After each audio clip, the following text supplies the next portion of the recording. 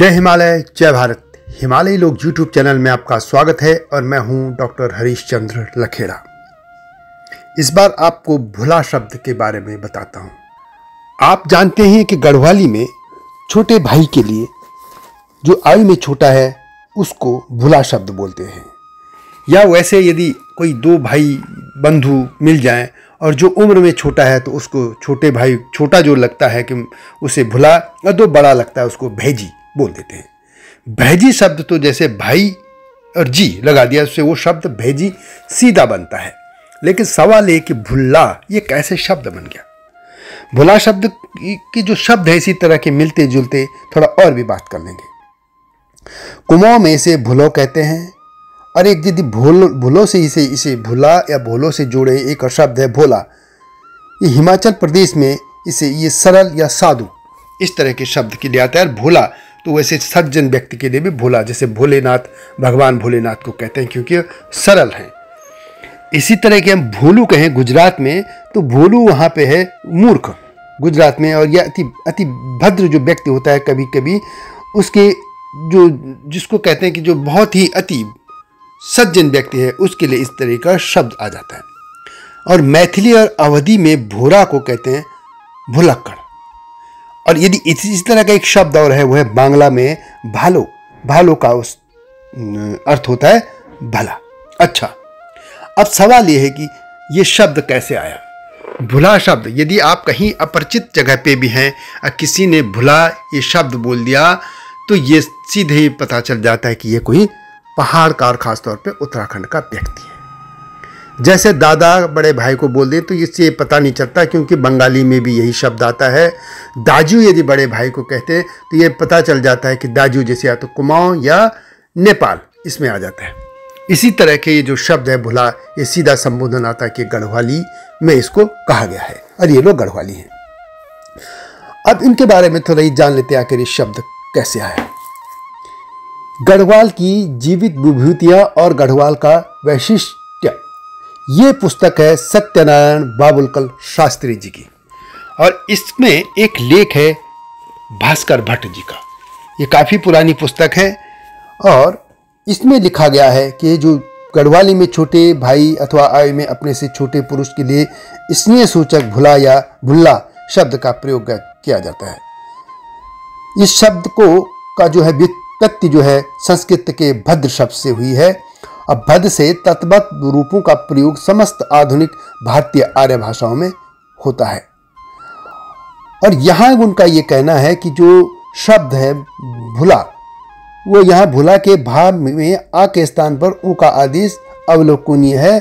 और उनका वो जो बना रहे हैं वो इस तरीके से बना रहे हैं कि भद्र से भल, भल से भुल, भुल से भुला या भुला या भुलू या भलो, इस तरह के शब्द इसके की उत्पत्ति हुई है। ये जो बाकी जो शब्द है भोला और भोरा आदि भी इनके उत्पत्ति भी जो है ये भद्र शब्द से ही मानी जाती है। और इनमें जो जैसे मैंने कहा कि पहले भी कि भू के स्थान पर ऊ के स्थान पर जो आदेश के लिए बररुचि का सूत्र आ गया है वह इसमें दिखता है। गढ़वाली, कुमाऊनी, पंजाबी, हिंदी, गुजराती, बांग्ला आदि आधुनिक भाषाओं में भद्र से व्युत्पन्न जो रूप हैं लगभग एक जैसे ही मिलते हैं। जैसे छोटे भाई को भुला कहा जाता है उसे छोटी बहन को भुली कहा जाता है। तो इस तरह भुल्ला और भुली ये शब्द जो हैं दोनों गढ़वाली के हैं। और भुला जैसे बना उसी तरह भुली भी स्त्रीलिंग हो गया उसका, तो ये भुल्ला और भुली शब्द हैं और ये बहुत प्यारे शब्द हैं। इन दोनों शब्दों को हमें भूलना नहीं चाहिए। तो यह जो शब्द है भुला ये गढ़वाली का अद्भुत शब्द है। ये विलक्षण जो यहाँ का शब्द संपदा है उसमें है। और यह शब्द अब हम लोग भूलते जा रहे हैं। जो नई पीढ़ी है वो भी भाई और इस या इंग्लिश के जो अपने जो सहोदर भाई कि बलाव जो जिनके चाचा, चचेरे भाई, ममेरे भाई, फुफेरे भाई हैं सबको अब वो भी कजन बोलने लग गए हैं। जबकि वहाँ भेजी और भुला का एक ही अलग ही उसका एक मन से एक जो भाव आता है वो अद्भुत आता है। और ये शब्द पहाड़ों में उतना इसका भाव समझ नहीं आएगा जितना आप मैदानों में शहरों में, महानगरों में इसके शब्द का महत्व पता चलता है। वैसे इस शब्द की उत्पत्ति जैसे भी हो, इसके संस्कृत और हिंदी और भाषाविद जो हैं, इनके जो प्रकांड विद्वान हैं, वो अलग अलग थ्योरी दे सकते हैं और देनी भी चाहिए। हर शब्दों के एक उसका अध्ययन होना चाहिए कि कैसे ये निकले होंगे। परंतु मेरा भाव सिर्फ ये है कि इस शब्द का एक महत्व ही अलग है। महानगरों में यदि अब अपरिचित भी कोई व्यक्ति होता है, यदि लगता है कि वो अपने यहाँ का है और सीधे उसे कहते हो कि हे भेजी या हे भुला, तो उसका भाव और तुरंत ऐसे बदल जाते हैं कि जैसे लगता है हम सहोदर हैं सब।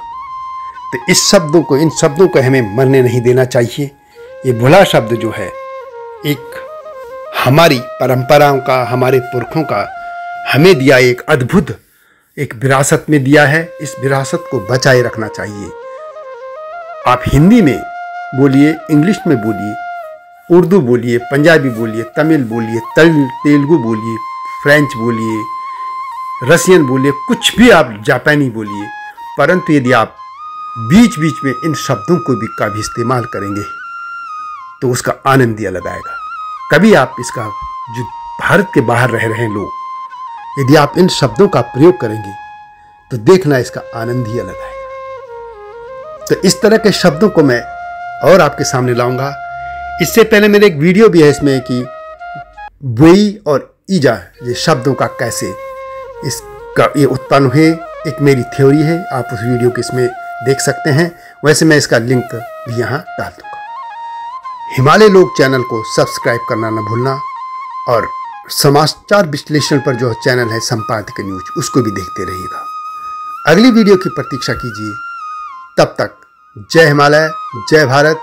और इस चैनल को में जितनी भी वीडियो हैं उनको अवश्य देखिएगा, शेयर भी कीजिएगा, लाइक भी अवश्य कीजिएगा। अगली वीडियो की प्रतीक्षा कीजिए। तब तक जय हिमालय, जय भारत।